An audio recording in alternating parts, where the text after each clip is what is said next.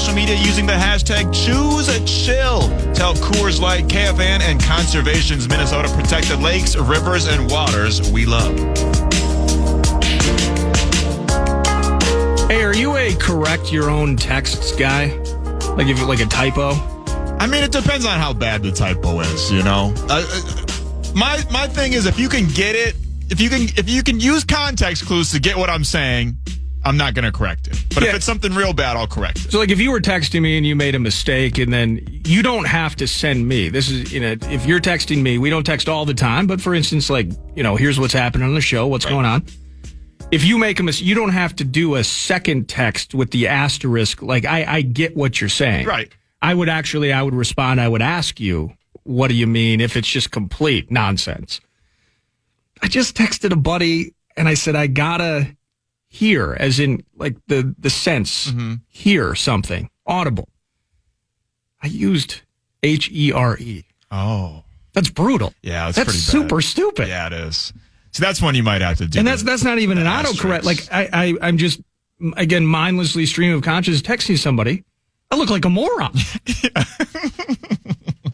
That's one you might have to, just for your own pride. I'm going to asterisk. Save some face. Here, correctly. I'm an idiot. Sorry. Okay. So I just did the thing that I don't even appreciate other people doing. Just let me get your, but that's embarrassing. Yeah, that's bad. That's incredibly stupid. Parker Fox, en route. He's going to be here. He's going to be here next segment, and just kind of getting the ball rolling on this, Max. Whether, and we mentioned it last segment, or 2 segments ago, the idea of the Wolves being in a win now mode. So what does that, and it's weird to say, right? Right. None of these, whether we're talking about the Wolves, the Wild, the Twins, the Vikings, 91 was the last time that any of these individuals found themselves atop the podium at the end of the season. But the Wolves, I think we would agree that they are in win now mode. So if we were talking about the Wild, for instance, if they were in win now mode and they were doing everything, what would that look like in the context of the Western Conference? So we can go through, Pat Micheletti mentioned McDavid and Draisaitl. Maybe the lights are dimming on that duo from a money standpoint in the long term in Edmonton. So are they in win now mode? Seems like it. And they came 1 goal short of coming all the way back from down 0-3 and winning the Stanley Cup. And the best player on the planet, it's always been, he's the best player on the planet, but I mean, where's Lord Stanley's Cup? For a long time, since the Oilers were dominant 40-some years ago. So, but with the Wolves, they're in win now mode. You get Dillingham, you get Terrence Shannon Jr. We'll hear Parker Fox's thoughts on the draft and those 2 players in more detail when he jumps in studio starting next segment. But some of these moves that are taking place, for instance, watching guys that have stayed, you talked about Jason Tatum, but seeing other things move. And I'm going to start with the Clippers. Now, the Clippers were either the 4 or the 5 seed in this last postseason. 4. They were 4. Yeah. And if it was 2018, they'd have an all-star team with Harden, with Russell Westbrook, with now Paul George, who's off to, and Kawhi Leonard, and Kawhi Leonard, who, when healthy, that's also, you want to talk about asterisks. Yeah. That's an issue with Kawhi. That should be his nickname, the Asterix. Yeah. So just as you've looked at it and you think about the Wolves, like for me, I'll just put it out there. I still look at it as, and it might actually be even more so. I look at it as a 3-horse race. I do believe the Wolves are in it. I do believe the Nuggets are in it. And with Isaiah Hartenstein joining that group, getting rid of Josh Giddey, I definitely think that the super young, now 1 year older and more mature OKC Thunder are in it. That's how I see it in the West. How do you see it? Yeah, I kind of feel the same way, although the Nuggets, losing KCP is a sneaky big move. He went to Orlando, He went to Orlando, signed for big money over there in Orlando, and now back-to-back years. KCP's making $70 million. I think it's like $3 and $66 or something. It was a good chunk of change. Wow.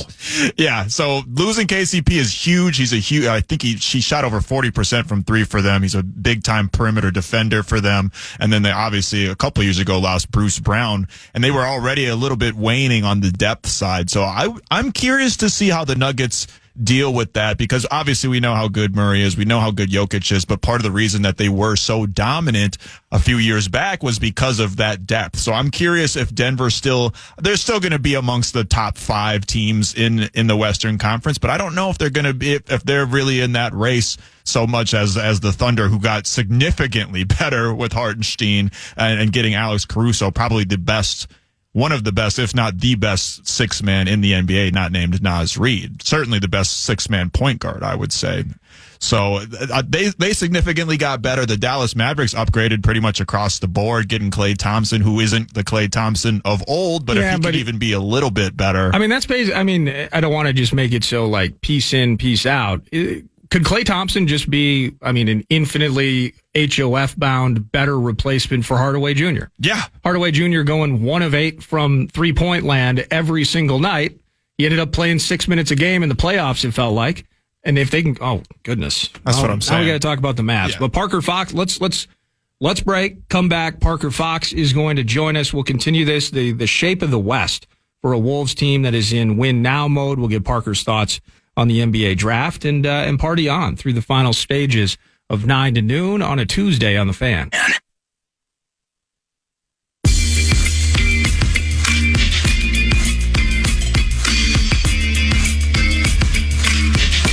Host of the Bad Friends podcast and comedian Andrew Santino is hitting the road. Catch him on the Freeze Beach Tour when he stops by the Pantages Theater on Saturday, February 22nd for 2 shows. Tickets are on sale now. For full details, head over to KFAN.com. And you already know the keyword is talent.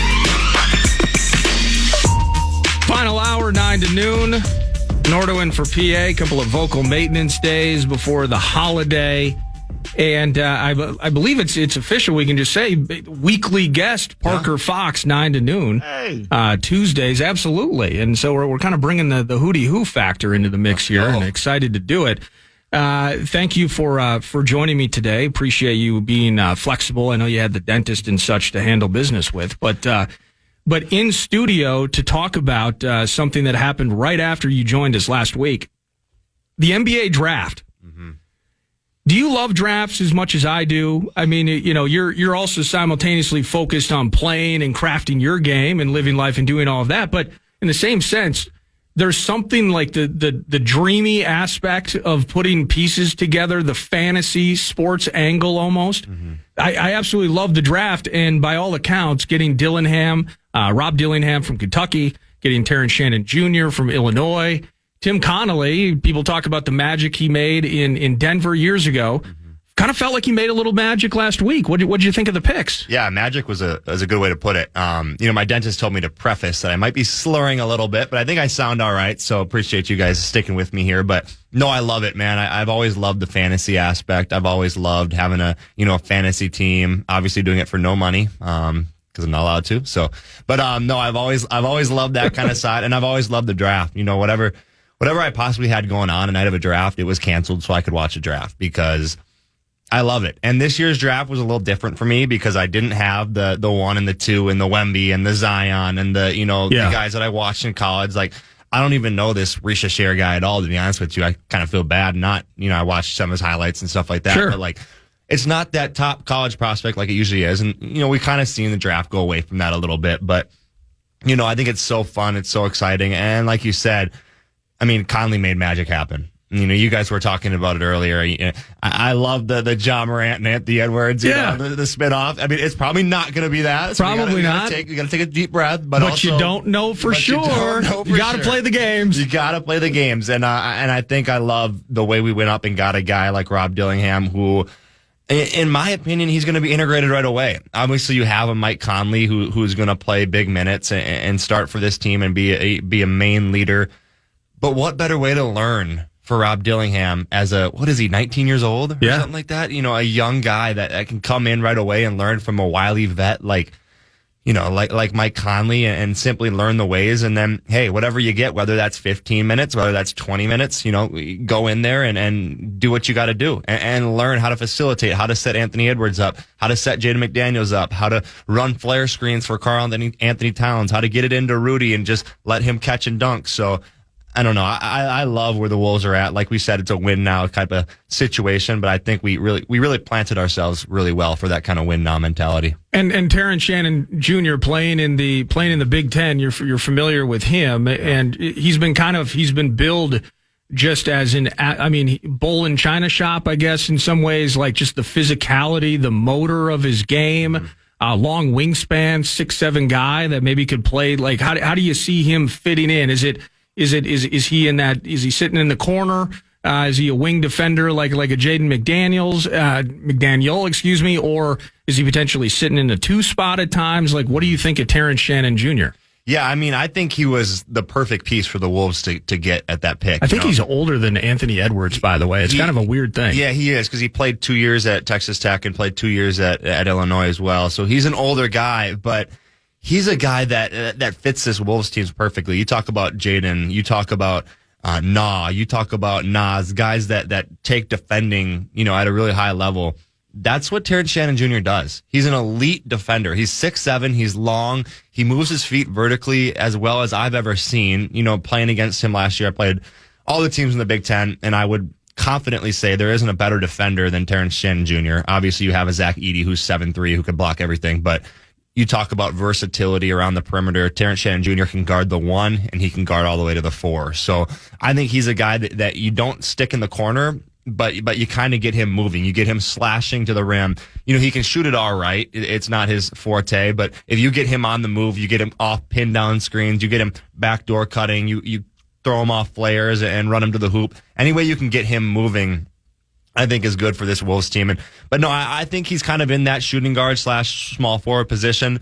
I think him and Nickeil Alexander-Walker are going to have a little competition to see who gets, minutes there. Obviously, Nickeil probably plays a little bit more 1 than Terrence Shannon does. But when you talk about, when Anthony Edwards needs to take a break or when Jaden needs to take a break, who are you stepping in there? Are you putting a Nah at a 3, or are you putting Terrence Shannon Jr. at a 3?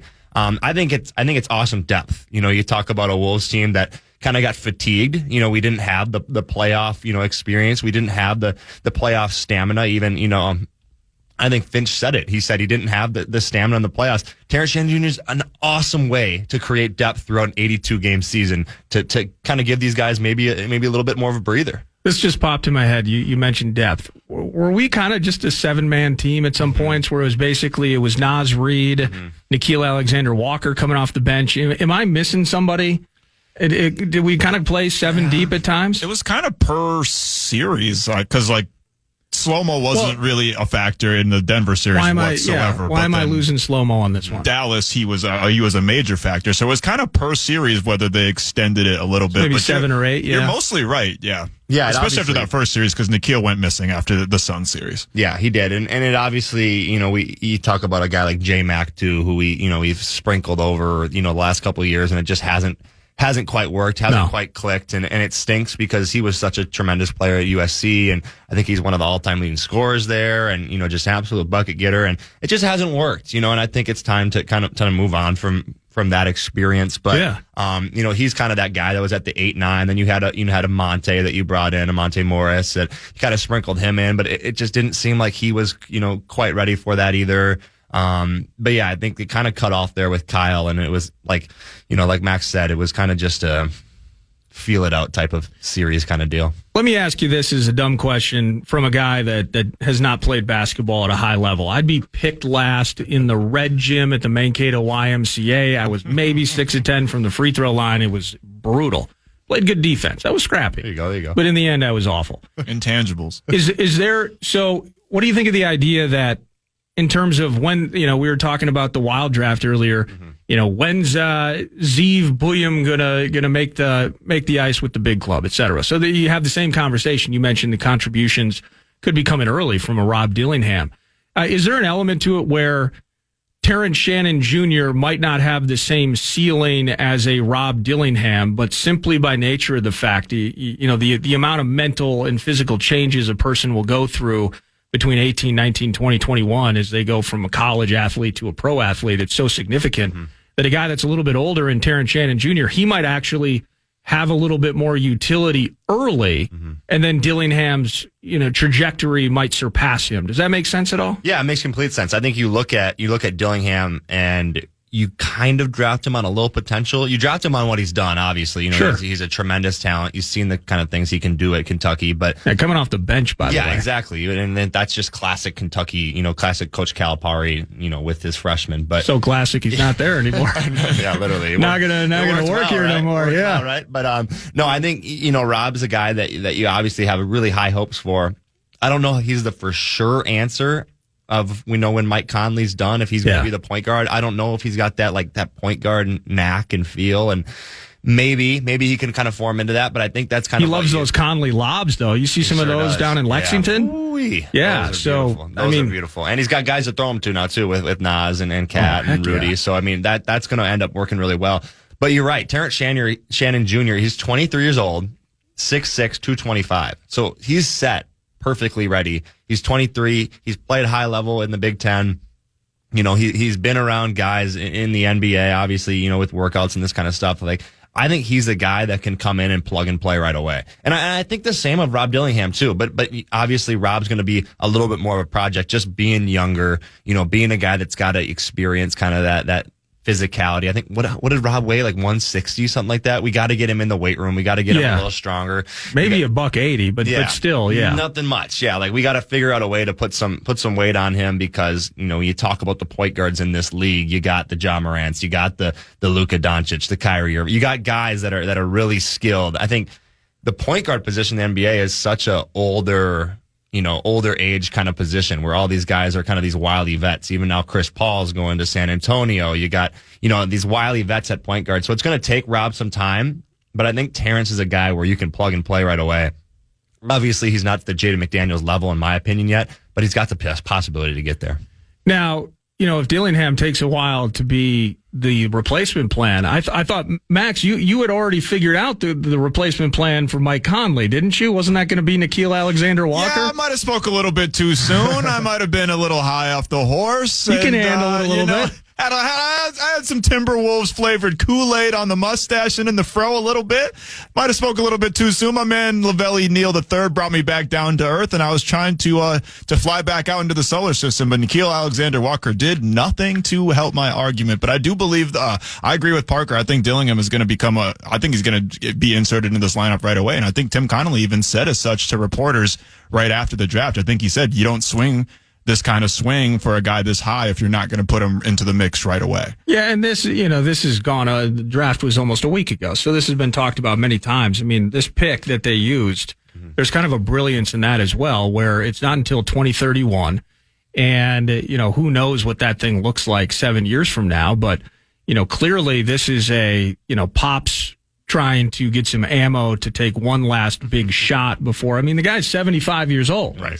So he's either going to be 82 and they're going to have an extra first round pick, or he's trying to move up into next year's draft, which sounds like a little more so than this time around. That might be 5 or 6 deep in terms of potential prospects that are high end. Now, you mentioned it, Richeche, I think is his name. Yeah, he's French. like that, yeah. And then Sarr goes second. There was another French cat that went top 10, 6, 7 range there. And then another one in the first round.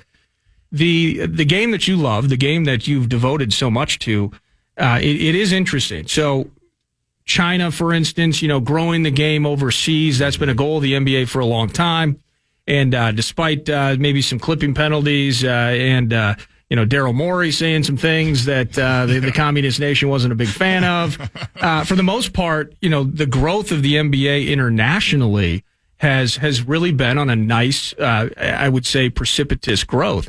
The French connection this year, there were 10 active French kids in the league into the draft. 4 were drafted in the first round alone. Like, it's kind of cool to see. It's kind of cool. Maybe it is for me, maybe even for you. It's like, I actually do got to look up these kids. And it's fun to watch the AAU kid and you hear him for 10 years and then it comes to fruition. But hearing some of this new international flavor come into the game now, you know, Wemby last year and now 2 more in the top 2 this year, that's kind of cool too. Yeah, it is. And I think it's just different. It's becoming a little bit more like hockey-like as well. You know, when you talk about, oh, there's this random kid that you can't even pronounce his name from somewhere in Russia that's really freaking good. And it's like blurry highlights, but it's like you can tell this guy's legit. Like, that's kind of what this is coming to a little bit. Obviously, like, I kind of grew up, and in high school, I was like, oh, Zion Williamson, he's 14 years old. He's doing 360 windmills. And then there's this guy that's, a phenomenal talent. We've seen his highlight tape for forever. And now it's just a little different. I think it's fun, though, too, because it's great to see the way this league is expanding. We talk about, they're trying to do this Mexico expansion with the team in Mexico City. And, wherever that takes us next, will be exciting. But I think that's what it's all about. It's a global game. And now you look at, the stars of our leagues, the Luka Doncic, you can talk about all these foreign guys that are, Jokic. Yeah, Jokic. All these, Giannis, all these stars of our league. I'd say probably half of the top 10 guys in the league are foreigners. And it's like, why would you not want the best top talent here? Obviously the EuroLeague's great and there's a great talent over there and it's tremendous basketball, but like, let's make this the best league in the world. And I think that's what, this draft proved. Yeah, it appears to be happening. Yeah, the list goes on with foreign-born talent that are absolutely kicking ass in the league. Now, back to the Wolves and this win now mentality that they have. You mentioned J-Mac, and I'm probably on board with you, Parker. It is, go find another spot and find another opportunity. And that's not, no hate on J-Mac, but it ain't going to work here. Mm-hmm. You have Kyle Anderson that could become a free agent. Mm-hmm. You have Monte Morris, and that was a name that you had mentioned. I want to start with Monte in terms of what you thought of what he contributed. I thought I would say that there were moments, and then once the postseason really got going, didn't really see Monte much except when the team was down 20 in a couple of blowouts, and then needed somebody to come in. What did you think of Monte and? For a team that's really stuck with maybe some veteran minimum cash to spend, what's his lot in life? Would you appreciate the idea of bringing him back? Yeah, I think Monte's a guy that's had he's had a decent career. He's been in the league now for 7 or 8 years. Played with Denver for a bunch of that time. Early in his career. I think he's a guy that has the potential of being kind of one of those role players on an NBA team.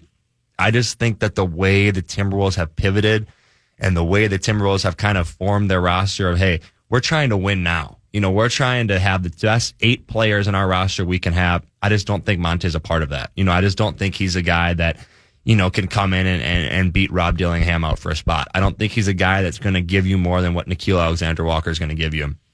So yeah, he gave us some good minutes last year, and he did some good things for us. He played in 27 games, played about 15 minutes a game.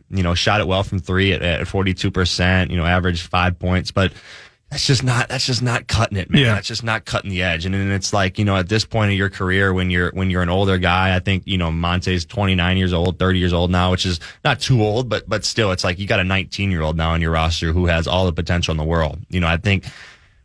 When people look at the NBA, you look at that age. You look at how much youth can we get and how much potential can we store and learn from. And I think Monte is just a kind of guy that he's kind of on that fringe there. And when you talk about the fringe, I just don't think I see him finding a role over Nickeil Alexander-Walker or Rob Dillingham. So what? Oh yeah, I was just going to say, especially just on this roster already, where there are already several players that are obviously defensive contributors, but not necessarily offensive weapons. We mostly brought in Monte Morris to be a steadying hand, and we saw during the playoffs that.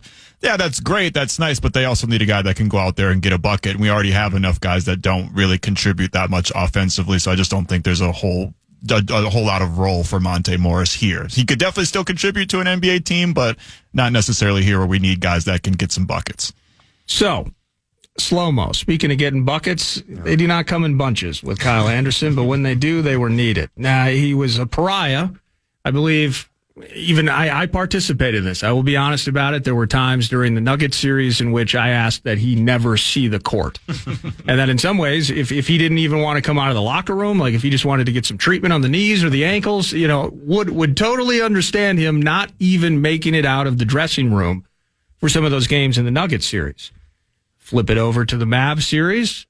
At times when your two big dogs aren't doing anything in some stretches productive, it was your Naz Reid types. It was your Kyle Anderson types. What do you make of Kyle? Kyle might actually be able to garner a little bit more than what the Wolves are going to be able to offer him. Yeah, I think Kyle's a guy that you talk to the coaching staff, you ask Finch, you ask Norrie, you ask Prigioni, you go right down the line, they say they want a guy like Kyle Anderson. Well, it sounds like he's an awesome dude, too. Yeah, and I think, Kyle's kind of put it out there that, hey, this is a place that I want to be. Obviously, we're kind of preparing to lose him. There's been some talks of Joe Ingles. There's been some, other talks about some other guys. And Joe Ingles is still in the league. It's crazy, right? Yeah. I know. And he can still shoot the hell out of the ball. But shoot three. I mean, all those years he had in Utah where he was so good. Mm-hmm. That's crazy. Well, now that's the thing too, where you look at, hey, what do we need? Do we want an older guy like Kyle Anderson that can give us kind of just that steady, calm approach that competes at a high level, plays very really steady. hard. Yeah. I use the word steady as a, yeah, he's calculated, yeah, no doubt about it. But he's a guy that can guard, 2 through 4. He can do a lot of things defensively. He keeps the offense moving offensively. Doesn't shoot it the way, a Joe Ingles would. So I think you kind of just got to take a step back and say, hey, what last piece do we need? Like you said, you go 8-9 guys usually. Kyle Anderson's that 8-9 guy. What do you want from that 8-9th guy? What do the Timberwolves need? Do you need a Kyle Anderson or do you need a spacer of the floor like Joe Ingles? And, I think Kyle Anderson, obviously there's a lot of people that will say otherwise. He's slow and he's boring and he's ugly and da da da. But like his game's ugly. But no, I think I'm not a particularly attractive person myself. I would never be so bold as to judge another man's appearance. Yeah, put an Instagram filter on that thing, Kyle Anderson. Goodness gracious. But no, I think Kyle's a guy that you want to keep around, and he's a guy that you don't have to pay too much. He's a $9-10 million a year guy, and you keep him around. And I would love to see Kyle Anderson in a Wolves jersey next year. Let me ask you this, and then we do get a pause. Final segment around the corner.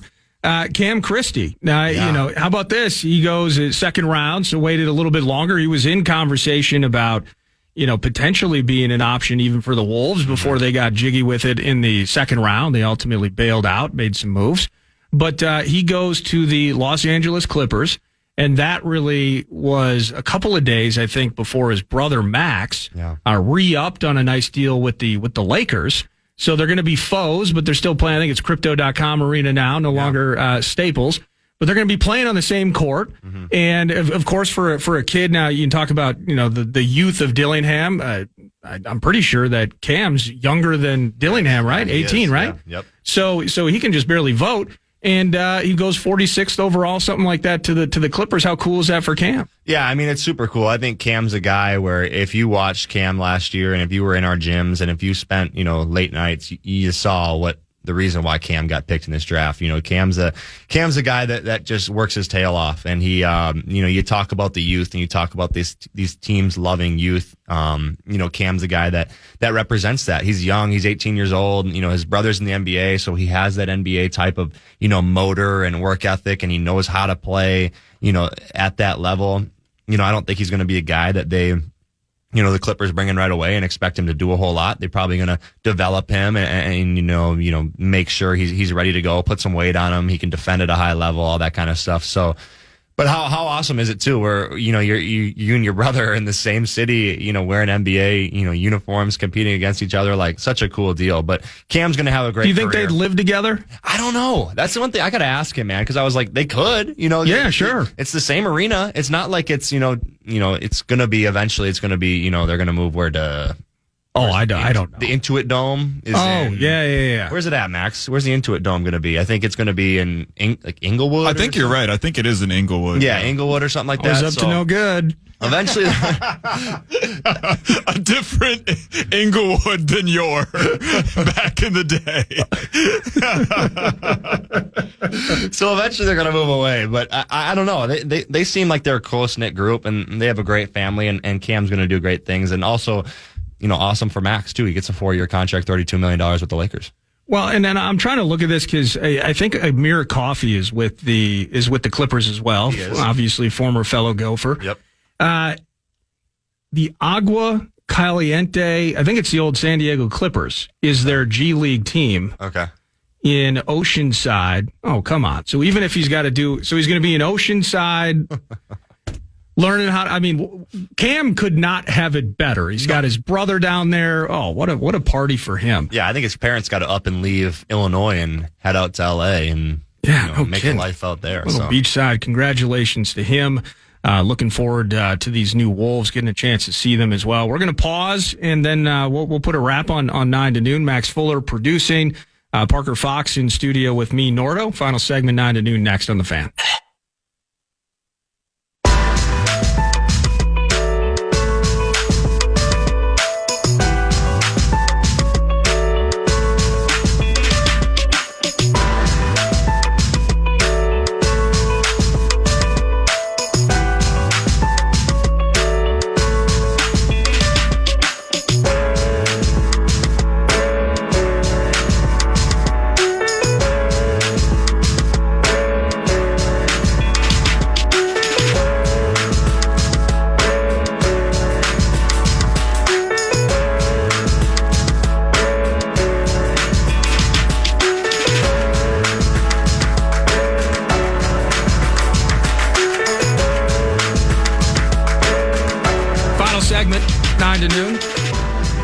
Final segment, 9 to noon. When there is not a wrap, there will not be a wrap on the show today.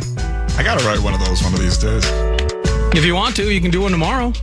Maybe I should. Maybe I will. Okay. That would be fun. Yeah. Just, that will be fun, actually. Like I said, I'm not freestyling. No. That's going to be an FCC violation for sure. That's why I write it down. I don't know what it is where you can be so confident in speaking, and you're on the radio with us right now, Parker. You know the mic's on. You're not going to say anything vulgar on the radio. Can't. And I got our SID in my ear too, saying, don't talk about this, don't talk about that. Yeah, absolutely. Like, you got to be a little extra cautious at times, which is, you learn from it, right? And you just kind of try to grow. Well, you're locked in on the radio, and you're not worried about saying anything uncouth. Mm-hmm. If I tried to freestyle it once, and I almost had to bleep myself, and I don't know what the difference is. Yeah. It's so simple. It's just don't say things vulgar. But for some reason, when the mic turns off, sometimes I must admit, this is a thing that a nearly 40-year-old person needs. I'm like a sailor. Yeah, same. It's embarrassing how lazy I can be off air with my speech sometimes. It's really, really bad. Yeah, I say curse words like Like I'll just use a curse word as a segue. And so when I tried to freestyle the rap, I just quit. Because the only thing, it's just that it was right there. Exactly. So talking about hockey, the word puck comes up. Correct. Yes. And then if I'm talking about charge, we got TSA, we got zipper mat. There's so many different roads that so many only child syndrome related problems that I still endure. But when you do the rap tomorrow, if you do, it'll be brought to you by Casey's. So whether it's Casey's Rewards, food and fuel deals, it's Elite Pizza. Thank you so much to Casey's, always bringing us the final segment and or the raps on the show. Ben Johnson's got you guys. You guys never. Is there ever really a point where you're just chilling? Like, you guys are kind of always working, right? Always, man. Always. I think they try to set it up where we're not getting overworked, but also when you bring in 10 new guys and you're forming a new team, and this whole NIL market is just a different beast, and you got new guys coming in every year, you got to find ways to connect and to grow together. I think you spend so much time with each other that, you want to be best friends. You're not always going to be best friends. At the end of the day, sometimes the guy's just going to be your teammate and he's not going to be your best friend. But, I think, Coach Johnson does a good job of trying to get us all together, whether that's team bonding stuff. I think we're going over to his house for the 4th of July, and he's got a nice pool and all that kind of stuff. So we'll have probably a nice barbecue, but just spending time with one another. We go 8 hours a week. So 7:30 lifts on Monday, Wednesday, Friday, get up early, and then gives us little time. I think a lot of the guys take summer classes, so that's kind of like a 9 to noon. When PA's chatting, these guys are all in summer class. I'm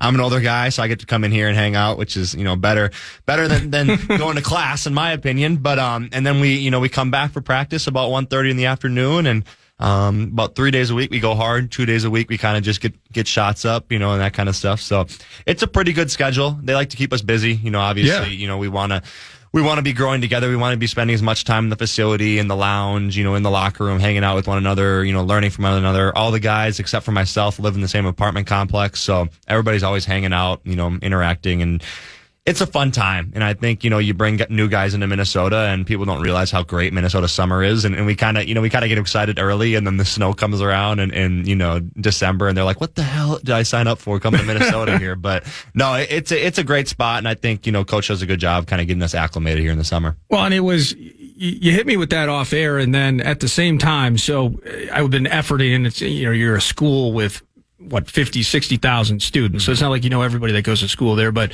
you're familiar with the name Darius Taylor, of course. Just finished his first year playing football for PJ's team, and at some point we're going to want to have him on. So next couple of weeks, I think we'll get Darius Taylor in the mix, and it would just kind of struck me, and it's an ignorance to it. You guys are they always, like, there's always a set schedule. Something's always happening. Just certainly more engaged. It's kind of the idea, like, school's out for the summer. Yeah. In high school sports, it's like I'd go and, work at Dairy Queen, eat too much ice cream, and then when I'd get back and soccer practice would start, I'd have to go, and that also, I was 17 at the time. I could just go run off a quick 10 pounds in a week, and I was fine. No, you can't. So it kind of struck me like, they're constantly keeping you guys engaged, constantly keeping you guys near the facility in some respects. And it truly becomes kind of a year round, dare I say it, a job in some respects. Yeah, it is. And I think this NIL market has created that even more. Now it's like you're paying guys a yearly salary. Obviously, we got our stipend checks the past, I've been in college for 8 years now, but, the years prior, we got, our stipend checks, and we got, the cost of attendance and per diem and little money on the side. But now it's like some of these guys, these high level guys across the country, are making this, several hundreds of thousands of dollars, and you're making a whole lot of money. So you think that creates division? I mean, and as you hear the music, we're out of time. I'd love to talk more about this, but like if you got a guy, like the Caleb Williams of the world, like he's having photo shoots at multi-million-dollar penthouses. Meanwhile, there's special teamer, the second running back, he's on the grind. You think that creates division? Short answer, yes. But as you mature, you realize comparison is a thief of joy. So you got to just find ways to, be satisfied and, be just, able to control what you can control. And I think that's something I try to do at the highest of levels. Wisdom at the end of 9 to noon. Thanks for hanging out, brother. Appreciate you guys. We'll see Parker Fox hopefully next week, and PA will be back in the mix. Thank you to Max. Not only Pat Micheletti, but Aaron from Northern Fire. Thanks for hanging out with us 9 to noon. Tomorrow, we're going to kick off with Michael Russo. We're going to have John Bonus in the mix. We'll have some fun on a Wednesday. Have a great afternoon, everybody. It's The Fan. Podcast today's Paul Allen Show, or listen back to previous show and interviews by going to the iHeartRadio app or KFAN.com.